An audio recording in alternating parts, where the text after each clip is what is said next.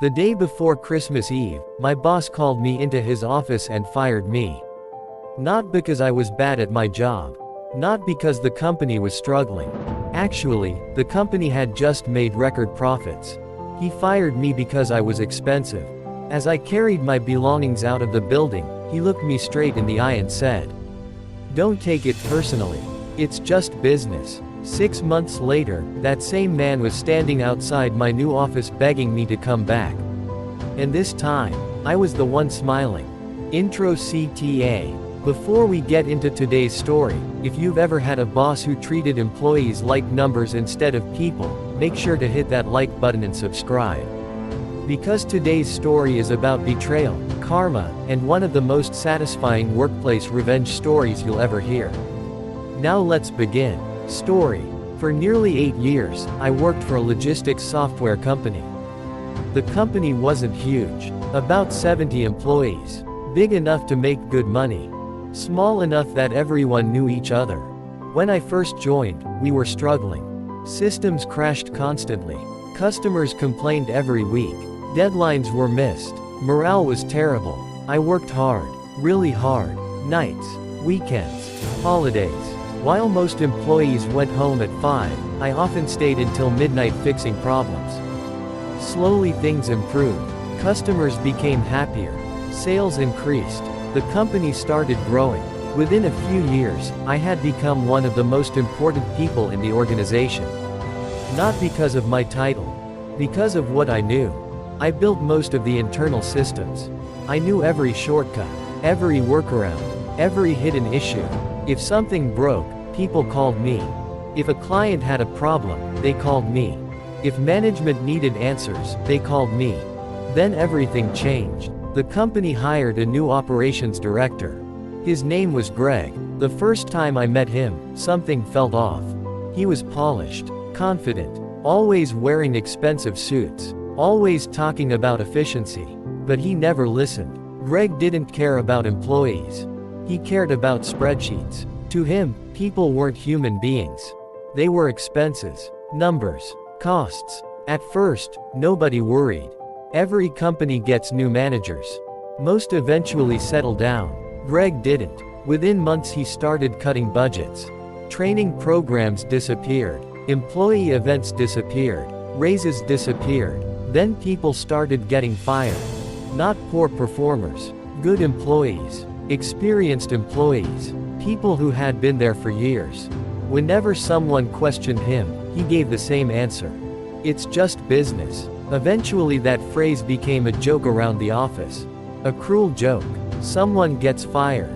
It's just business. Someone loses benefits. It's just business. Someone's workload doubles. It's just business. The funny thing was that Greg barely understood how the company actually operated.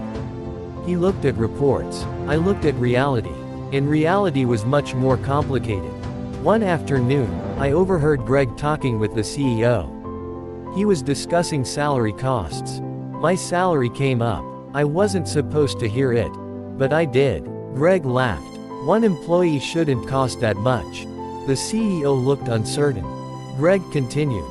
We can replace him for half the money. My stomach dropped. I knew exactly who they were talking about. Me. I wanted to walk into that office and explain why replacing me wasn't that simple. But I stayed quiet. Maybe I was wrong. Maybe they wouldn't actually do it. I wish I had trusted my instincts. 3 weeks before Christmas, an email appeared. Mandatory meeting. December 23rd, 4:30 p.m. Nobody thought much about it. Until the day arrived. The atmosphere felt strange. Managers were nervous. HR staff kept disappearing into conference rooms. Something was happening. At exactly 4:30 p.m., I received a message. Please come to HR. My heart immediately sank. You know that feeling. That sudden emptiness in your stomach. I felt it instantly. The second I entered the room, I knew. Greg was there. HR was there. A folder sat on the table. Greg smiled. Not a friendly smile. The kind of smile someone gives when they think they've won. He slid a paper toward me. We're restructuring. I stared at him. After 8 years. After everything I'd done. That was all I got. Restructuring. Then he said the words, "It's just business." For a moment I couldn't speak. I wasn't angry. Not yet. I was hurt. Deeply hurt. I thought about all the birthdays I'd missed. All the weekends I'd sacrificed. All the late nights. All the emergencies I'd solved. And suddenly I realized something. None of it mattered to them. I signed the paperwork, packed my desk, shook hands with coworkers, and walked out. The parking lot was freezing. Snow covered the cars. Christmas lights glowed from nearby houses. People were shopping, laughing, celebrating. Meanwhile, I sat in my car wondering how I would explain everything to my family. That drive home felt endless. When I told my wife, she listened quietly. Then she said something I'll never forget. "Maybe this is the best thing that ever happened to you." At the time, I thought she was crazy. Turns out she was right. Because within a month, I found a new job.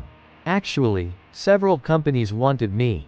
Apparently my reputation was much stronger than I realized. I accepted an offer from one of the company's competitors. The salary was 30% higher. Better benefits. Less stress. And for the first time in years, I felt appreciated. Life improved quickly. Then problems started appearing at my old company. Big problems. Clients complained. Projects stalled. Systems failed. Reports stopped working. Nobody understood why. Except I did. Because many systems depended on years of experience. Knowledge that existed mostly in my head. Knowledge Greg assumed anyone could replace. Apparently he was wrong. Very wrong. 3 months later, former coworkers started calling me. The stories were unbelievable. Deadlines were being missed everywhere. Customers were leaving. Employees were quitting. Management meetings had become daily emergencies. Greg kept insisting everything was under control. It wasn't. One Friday afternoon, I received a phone call. "Greg." I stared at the screen for several seconds. Then answered. His confidence was gone. Completely gone. He sounded exhausted. "We need help." I nearly laughed. The man who fired me was now asking for help. He explained that multiple critical systems were failing. Their biggest clients were threatening to leave. Revenue was dropping. The board was angry. Then came the offer. A consulting contract. A lot of money. Enough to get my attention. But then I remembered something. Christmas. The firing. The smile. The phrase. "It's just business." So I gave him the same response. Word for word. "Sorry, Greg. It's just business." Then I ended the call. 6 months after firing me, Greg was fired himself. The board blamed him for massive losses. Several major clients left. The company lost millions. And eventually a larger competitor acquired them. The company survived. But the version I helped build disappeared forever. As for Greg, I heard he struggled to find another executive position. Apparently word travels fast when you destroy a successful company. Meanwhile, my new career flourished. I earned promotions, bought a bigger home, spent more time with my family. And most importantly, I learned my worth. For years I thought loyalty guaranteed security. It doesn't. The only thing that guarantees security is knowing your value. Climactic revenge payoff. The most satisfying moment came nearly a year later. I attended an industry conference. Hundreds of professionals. Dozens of companies. And there, standing near a coffee station, was Greg. He looked older, tired, defeated. When he saw me, he froze. For a few seconds neither of us spoke. Then he quietly said, "You were harder to replace than I expected." I smiled. Not a cruel smile. Not an angry smile. Just a satisfied one. Then I replied, "Yeah," and walked away. That was it. No argument. No revenge speech. Just the truth. The truth he should have understood from the beginning. Reflection. Sometimes karma isn't dramatic. Sometimes nobody gets arrested. Nobody gets publicly humiliated. Nobody loses everything overnight. Sometimes karma is simply watching someone suffer the consequences of their own arrogance. Greg thought employees were numbers. He learned they were people. And by the time he realized it was too late. Outro CTA. If you enjoyed this story, hit like, subscribe, and turn on notifications for more emotional Reddit revenge stories. And tell us in the comments. If a company fired you after years of loyalty, would you help them later for money, or would you tell them, it's just business?